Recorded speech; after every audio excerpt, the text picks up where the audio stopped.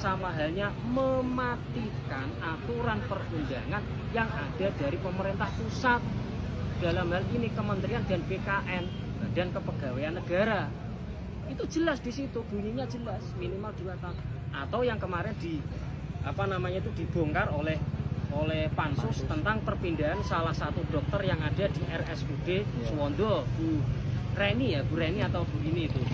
Bayangkan Bu Reni itu dia tidak tahu apa-apa, kemudian dia mendapatkan SK, dipindah pertama itu di rumah sakit RSU Kayen, kan begitu. Ternyata setelah dia mendapatkan SK, dan SK-nya itu adalah SK dari Bupati, mohon maaf. Beda SK perpindahan ketika itu dari Kepala Dinas Kesehatan loh ya, mohon maaf, ini beda. Jadi masalahnya di sini itu adalah SK-nya ditandatangani oleh Bupati. Jadi begitu. Nah, setelah dia dapat SK di RSU Kayen, ternyata dia dihubungi di telepon bahwa SK-nya itu salah ketik. Lah, salah ketik harusnya dia itu ada di Puskesmas Kayen. Bayangkan, SK seorang bupati yang memiliki tim ahli, maksud saya sampai salah ketik, sampai salah posisi, mohon maaf, secara logika hukum dan nalar masyarakat tidak bisa diterima. Ini maksudnya. Itu kenapa saya katakan ini Pak Bupati menyuntik mati aturan perundangan yang ada di pusat. Seolah-olah aturan yang ada di pusat ketika mau masuk diterapkan di wilayah Kabupaten Pati itu tidak bisa, tidak ada fungsinya. Oke, siap, makasih. Ya, dikebiri dan bahkan disuntik mati, itu maksud saya.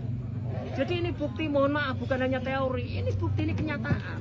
Gitu loh. Ini yang harus, mohon maaf, masyarakat yang harus tahu, yang harus melek, yang harus sadar itu di situ. Satu.